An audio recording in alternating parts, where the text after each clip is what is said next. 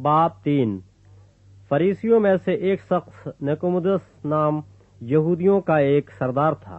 उसने रात को यूसुफ के पास आकर उससे कहा, ऐ रब्बी, हम जानते हैं कि तू खुदा की तरफ से उस्ताद होकर आया है, क्योंकि जो मौजे तू दिखाता है कोई शख्स नहीं दिखा सकता जब तक खुदा उसके साथ न हो।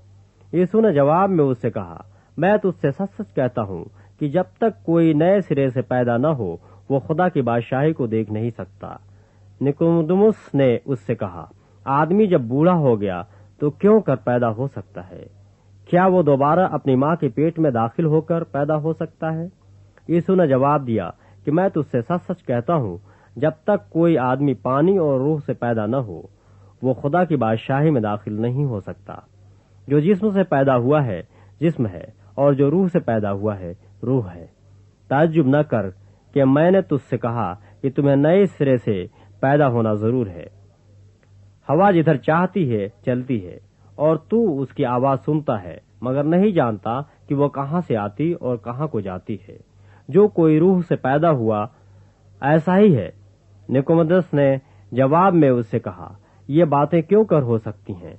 यीशु ने जवाब में उससे कहा, बनी इसराइल का उस्ताद होकर क्या तू इन बातों को नहीं जानता? मैं तुझसे सच सच कहता हूँ कि जो हम जानते हैं वो कहते हैं, और जिसे हमने देखा है उसकी गवाही देते हैं, और तुम हमारी गवाही कबूल नहीं करते।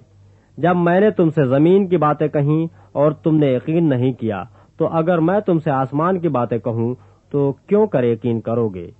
और आसमान पर कोई नहीं चढ़ा सिवा उसके जो आसमान से उतरा, यानी इब्ने आदम जो आसमान में है। और जिस तरह मूसा ने सांप को बयाबान में ऊंचे पर चढ़ाया, उसी तरह जरूर है कि इब्ने आदम भी ऊंचे पर चढ़ाया जाए, ताकि जो कोई ईमान लाए उसमें हमेशा की जिंदगी पाए।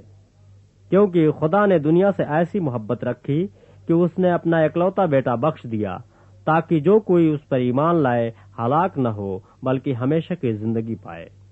क्योंकि खुदा ने बेटे को दुनिया में इसलिए नहीं भेजा कि दुनिया पर सजा का हुक्म करे, बल्कि इसलिए कि दुनिया उसके वसीले से निजात पाए। जो उस पर ईमान लाता है उस पर सजा का हुक्म नहीं होता, जो उस पर ईमान नहीं लाता उस पर सजा का हुक्म हो चुका, इसलिए कि वो खुदा के इकलौते बेटे के नाम पर ईमान नहीं लाया। और सजा के हुक्म का सबब यह है कि नूर दुनिया में आया है, और आदमियों ने तारीकी को नूर से ज्यादा पसंद किया, इसलिए कि उनके काम बुरे थे। क्योंकि जो कोई बदी करता है वो नूर से दुश्मनी रखता है और नूर के पास नहीं आता, ऐसा न हो कि उसके कामों पर मलामत की जाए। मगर जो सच्चाई पर अमल करता है वो नूर के पास आता है, ताकि उसके काम जाहिर हों कि वो खुदा में किए गए हैं। इन बातों के बाद यीशु और उसके शागिर्द यहूदिया के मुल्क में आए, और वो वहां उनके साथ रहकर बपतिस्मा देने लगा। और यूहन्ना भी शालेम के नजदीक एनून में बपतिस्मा देता था, क्योंकि वहां पानी बहुत था और लोग आकर बपतिस्मा लेते थे, क्योंकि यूहन्ना उस वक्त तक कैद खाना में डाला न गया था। बस यूहन्ना के शागिर्दों की किसी यहूदी के साथ तहारत की बाबत बहस हुई। उन्होंने यूहन्ना के पास आकर कहा, ऐ रब्बी, जो शख्स यरदन के पार तेरे साथ था, जिसकी तूने गवाही दी है, देख वो बपतिस्मा देता है और सब उसके पास आते हैं। यूहन्ना ने जवाब में कहा, इंसान कुछ नहीं पा सकता जब तक उसको आसमान से न दिया जाए। तुम खुद मेरे गवाह हो कि मैंने कहा मैं मसीह नहीं मगर उसके आगे भेजा गया हूँ। जिसकी दुल्हन है वो दूल्हा है, मगर दूल्हा का दोस्त जो खड़ा हुआ उसकी सुनता है, दूल्हा की आवाज से बहुत खुश होता है। बस मेरी ये खुशी पूरी हो गई। जरूर है कि वो बढ़े और मैं घटूं।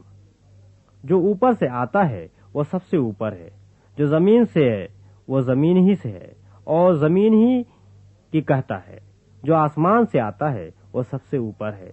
जो कुछ उसने देखा और सुना उसी की गवाही देता है, और कोई उसकी गवाही कबूल नहीं करता।